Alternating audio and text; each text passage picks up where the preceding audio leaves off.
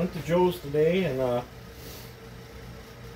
appreciate Joe fitting me in and letting me go over there, and appreciate the wife watching my dad so I could run over there. And yeah, we pulled well, we pulled 3 saws, but one saw I'm not going to talk about right now. It was just a stock saw. That's for some other experiment that we got going on. That'll probably be for a future video. Not nothing important. It's just morbid curiosity type stuff. But I was really curious on this, and like in my videos, I said, you know, my 8.8 horse 400 feels like it clobbers this thing, which it does, and you know, test cuts and how it feels in the hand and stuff. But there was quite a few spots I held back on this. Like, I know I can get another millimeter wider on the exhaust, and I never touched the uppers. Never popped the caps. There's a ton of stuff. I never even touched the intake on this thing. There's a ton of stuff yet that I can go in and do. I wanted to see how the saw would react, and for just doing the chamber and piston work and the lower work and a little bit of exhaust work and the muffler mod and clocking the timing, for the minimal stuff I did, it did put up some pretty good power. I'll show you the results here. And as typical, this one's not as bad playing in the cut, but like that 562 I did had a little bit of a hiccup, and so does my 550s on the dyno. But I got 7.99 horse, almost 8 horse out of it.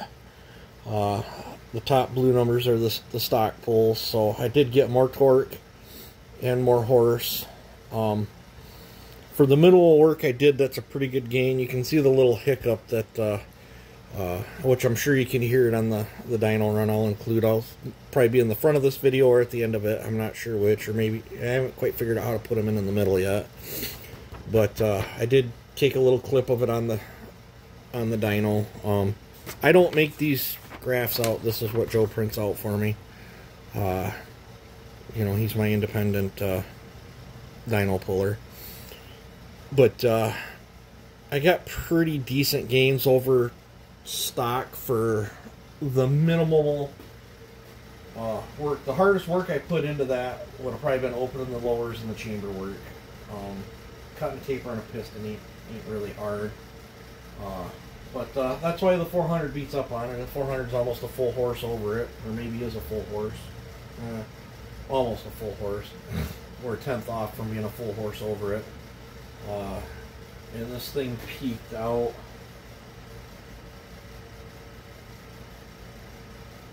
stock. Looks like they pulled pretty good. From 88 to 96. I shifted it to 96 to 10.4. It looks like it peaked out right in there. So it just almost had the 8 horse. Story of my life. I bet with a little bit of airbox mod that probably would be, but this saw is brand new. It's still breaking in. Well, I will be going back into it to try some different things. I'll take you guys along on my journey with it if you guys want to see that kind of content. When I go back into it, I'm going to be messing with the exhaust a little bit more. And the way I cut that chamber on there, I could buy a new piston, leave a flat top, and then cut the chamber flat, and then it'd have a little flat band, and then the taper up in, kind of like how I do some Dalmars. I might try that. I might order up a piston and try that too, to see if I can. Might as well continue experimenting on this jug before giving up and buying a whole new jug and starting over again. I am my own worst enemy. Probably a lot of people over a stock saw would be absolutely thrilled to run this as a work saw. I chase power, so I'm not, you know, paid $1,100 for that saw. I'm gonna keep chasing power until I'm happy with it. It's just how it is. Let's set this guy over here out of my way. We got the piston swap, 7310. I think I took a clip of this, but I won't include that into the video. I mean, you guys have seen my 7310s on the dyno before. I've got mixed emotions about this. We pulled quite a few pulls on it, but Joe was patient enough and letting me pull the side cover and the flywheel and trying different spots and timing and this and that. I don't think I got the printout of its absolute, the absolute best pull was as the last video I made of it running, and it was just the scooch past 9. And then after that we started, well, I should say I started. Joe, I think, had a phone call or whatever, and well, that gave me time to tear it apart and borrow some tools, and I was flipping and flopping the flywheel in different directions. So this thing's had a multitude of pulls, but it gave me a good idea.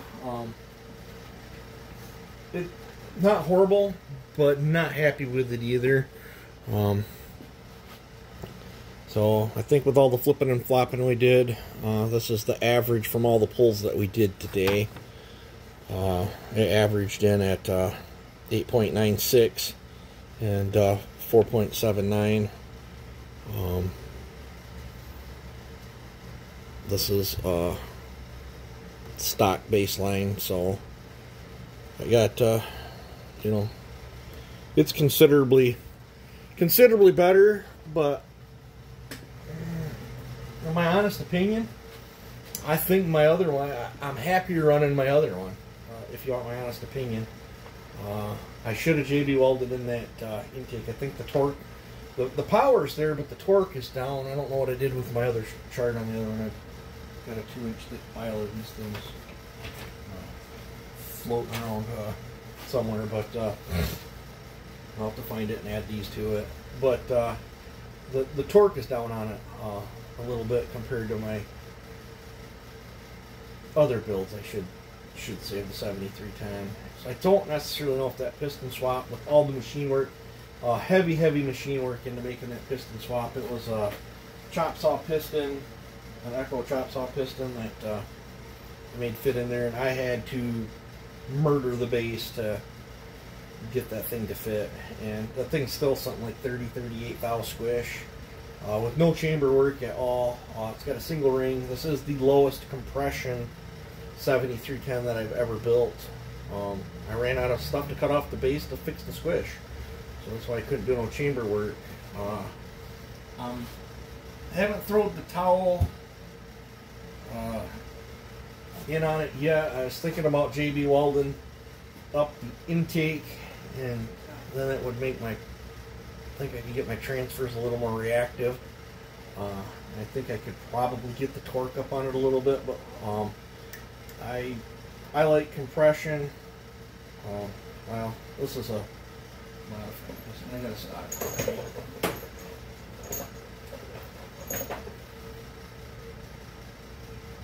I've got a really good used. I got a new set of rings for this too somewhere that are OEM. I'm thinking about trying to salvage this cylinder to see if I can outdo this build by going back to this piston, but I'll have to cut the shit out of the chamber, and I'm probably won't be able to take it all out of the chamber to get this to fit. I would like to leave a little link for this, but I'll probably have to do a partial pop-up with this piston and cutting a shitload out of the chamber. And as much as I got to cut out of that chamber, I'll probably have to fillet the band back some to get to the width that I want. And this skirt on this is a little bit longer, but I'll probably still put, because I had to drop so much on that base, I'll probably still JB weld up the intake on this and bring the intake timing to where, like, where my taper top build was. This one, I've got mixed feelings on this one. She's got some battle wounds now, especially right there. Don't know exactly what happened, but it was still running. Hell, it was still cutting like a beast. But as you can see there, I got a battle wound there, and she ate something. She ate something right there, but I lightened the crap out of this piston and cut a bunch off. And I was talking with another builder, I don't know if he wants to be named, but he's wondering if I cut so much off this that this piston might have had a design into it to expand at a given rate. And he's thinking, and it kind of makes sense, that maybe I cut material off and this thing's expanding in different spots at different times than what it was engineered to, and it's creating some hot spots on the cylinder, which is foobarring me. And then again, maybe I just pushed it too hard and was beating the crap out of it, but that was on 32-to-1. It should have had plenty. There's still a nice, I haven't even washed this, there's still a nice, like, thick film on this, so I don't know. I got some, I think I could still scuffy pad up that, and I mean, it was running. I could probably throw it in that shitbox 7310 and just make some ugly ass toy out of it or something. But yeah, I think I'll be using this piston, going in and doing some chamber work. We'll get the compression. We'll leave the port work the way it is. It'll just change intake, and then going to a taller deck piston, the numbering is going to change around in there a little bit too. But I don't think I'm going to move any more of the ports. I'm pretty happy. Well, depending on what she's eating itself too. I doubt it is, but yep. So you guys were curious about that. Oh, I guess let me move the final results out of the way. Let me move this out of the way, and we will discuss Ryan at Wolf Creek Saw Shop. He really hooked us up. You know, if you guys need parts, get a hold of Wolf Creek Saw Shop. He sent us a 47mm piston and cylinder that's Meteor, that is quad closed loop transfers that will fit. It's like a big bore kit. This will fit that 357, and I am looking forward to grinding on this. I am hoping it's not going to be chippy like previous cylinders, but I mean, this is a very nice looking cylinder. It has a pretty small combustion chamber already, so I won't be doing chamber work on this unless I have to move the exhaust. But I'll probably be doing a little bit of piston work. We've got a single ring piston for it. He sent us a spark plug. We got SKF bearings. And he sent us stickers. He sent us a gasket kit with seals. Now this will be getting built. For those that wonder how this would run on a 359, I'm putting basically a 359 crank in this, an open crank, because I'm using the 357 crank and stuffers in the 2159. And then I got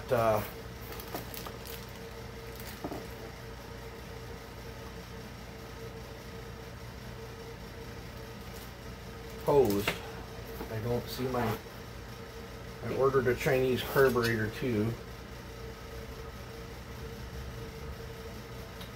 And I just thought of that. I did not get my carburetor. I'm going to have to look back on my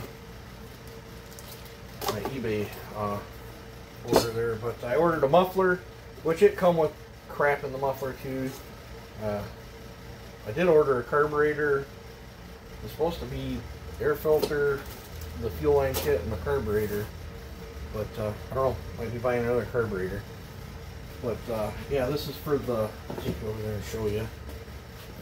The shop's a mess. This is for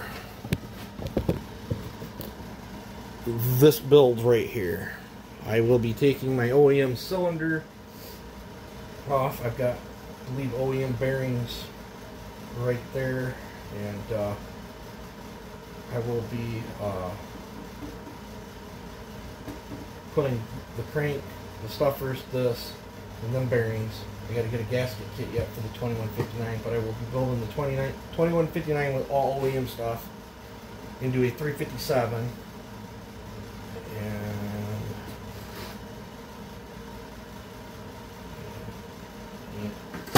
all the mufflers got baffles in them. And then we'll be putting the 359 crank in here, using them parts from Wolf Creek Saw Shop, and building this. You guys let me know how much you want to see on this. Just gonna have to get split and all that stuff. So, yep. So I'm gonna call this a video. You guys take it easy and have a good one.